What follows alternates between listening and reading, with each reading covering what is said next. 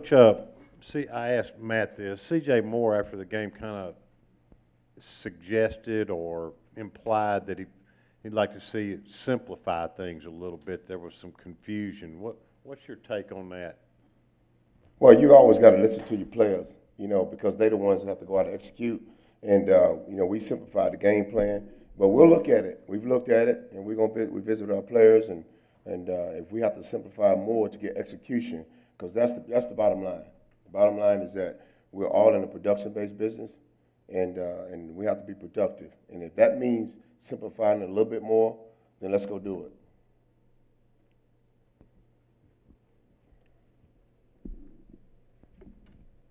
Wesley, you said after the game you felt like improvement was coming, but it was coming slowly. What specifically have you seen improvement in? What encourages you, I guess? Well, I was speaking directly of individual improvement. We have some guys that you see individual improvement. Markel Winters, number 19, you see him in the game. I mean, he's playing fast, and it was good to see him. Like Cam Ortway came in the game, and Cam did a great job on the interception that C.J. Moore was able to get by getting inside leverage and jumping outside and kind of restarting the receiver there a little bit. And you see Victor Edmonds on a big third down stop. So that was some good individual improvement. But overall, not happy at all with the defensive improvement. We should be far ahead of schedule where we are right now.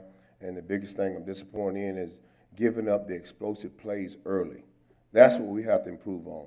But there are some individual improvement. But now we need overall improvement to eliminate the explosive plays and not wait until halftime to come out and play. And so as long as we continue to get some individual improvement, and then we definitely have to get overall improvement. In order to be a great defense, you have to eliminate the explosive plays. And not happy, not satisfied with that area at all. But really, really good to see some individuals improve, and especially to see C.J. Moore come away with 2 turnovers. The interception was big for him, and the recovering the fumble was good.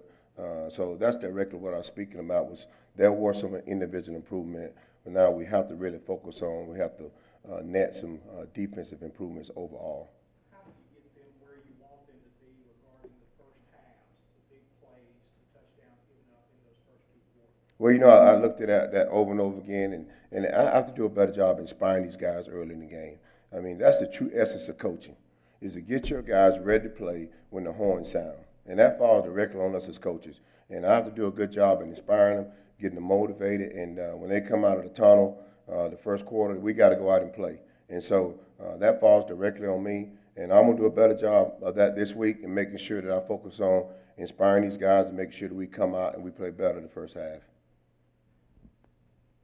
Coach, one of the things we talked about pregame was third down conversions. At halftime, they were 60%. Is there a mindset, what do you talk about to try to improve third down conversion? Talking about defensively, to get off the field on third and long too many times. Well, we really emphasize and we focus on third down and situational football. And we knew going into the ball game, in every ball game, if you can come away and you win the third down, you have a great probability to win the ball game. And so we pay attention to it, and we focus on it, and try and teach the guys that where the sticks are, and we want to attack on third down and offer some coverage. So we'll go back this week and we'll study Kent State's third down as we studied our mistakes on yesterday on third down, and that's an area where we definitely have to make marked improvement on defense. You have to win third down and get off the field.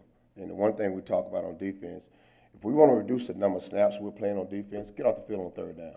Just get off the field on third down. That'll decrease the number of snaps you play overall.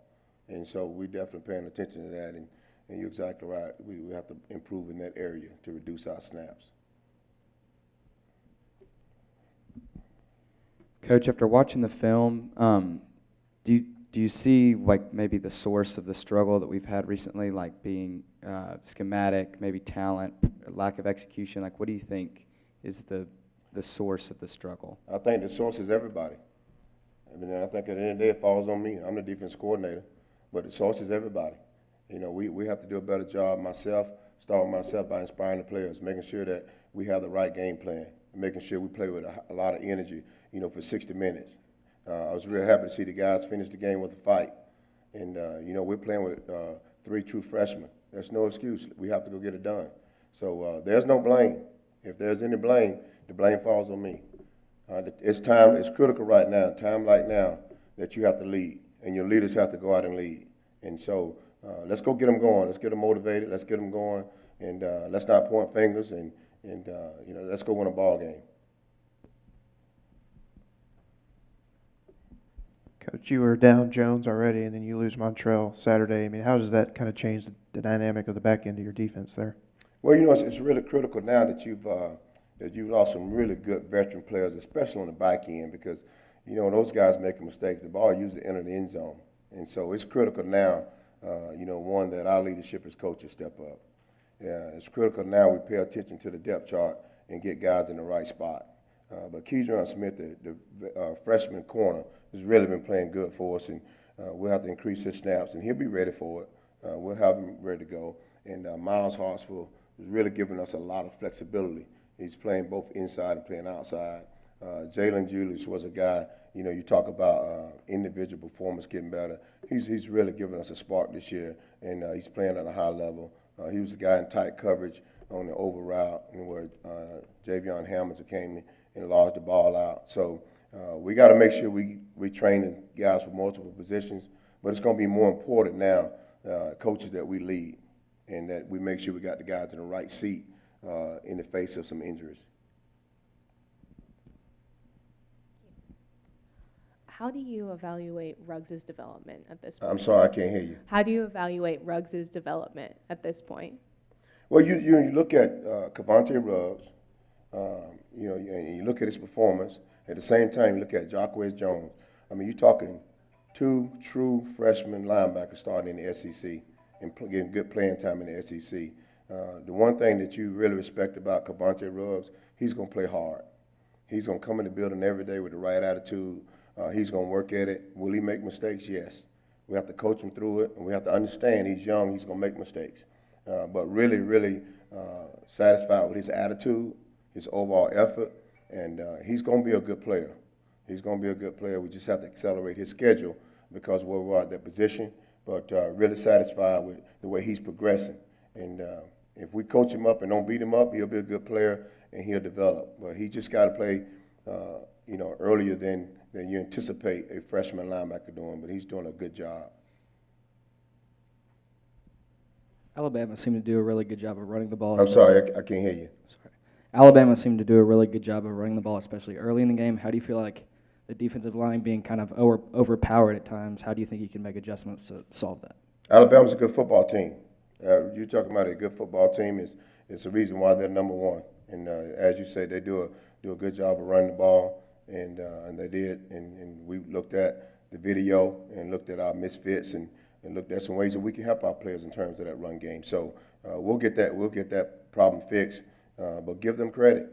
You got to give them total credit. They came in and they executed, and we made mistakes and they capitalized on it. So I mean, all the credit goes to them for doing that. Wesley, Benito Jones flashed at times Saturday night, it looked like. What have you seen him from practice with him becoming more and more of what his old self was pre-injury?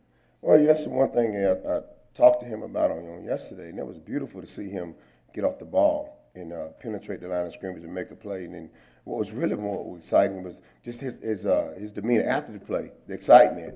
And I think it sparked everybody. And I asked him, I said, what made you finally get off the ball the way you did? And I said, whatever it is, you know, we need to reignite that. But it was really good to see, and we're going to definitely encourage him to allow us to see more of it, because that's how you impact football games. You know, it's playing behind the line of scrimmage, getting tackles for losses, getting sacks, you know, getting interceptions. And when you can get a defensive lineman to penetrate the line and play in the backfield, now you're talking about getting the offense off schedule. So that was really good to see, and we want to see that over and over again from Benito Jones. Any more questions for Coach McGriff? Coach, recruiting-wise, do you take a hit like that when you have so many top defensive players watching the game? And how important is it to bounce back defensively to show these top guys, you know, that this is the place that they need to be? Well, you know what, when you look at every situation, and this is the true essence of coaching, you got to get the positive out of it. The first thing I said to those recruits when I come off the field and someone's standing there, is here lies a great opportunity for you to come in and help us. If you're looking for an opportunity, you're going to find a problem. And so that's a good opportunity for some young men to come in a Power 5 school in SEC West and be able to give us a shot in the arm right away. So we explained that to them. They saw it from a bird's eye view. So that's really good, when recruits know that they have a chance to come in and play immediately and have an impact and give us some help.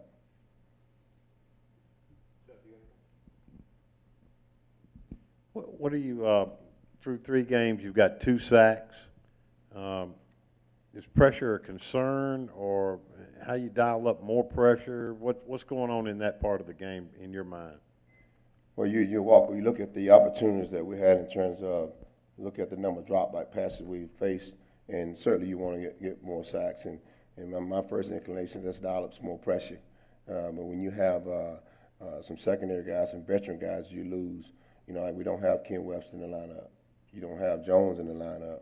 And now you got Custis out of the lineup. So you have to be very selective in terms of putting these guys in man-to-man pressure, with no help. And so we'll dial up some pressure, Chuck, but we got to be very selective, and we got to pay attention to who's on the field and not put those players in a bad position, but be aggressive at the same time.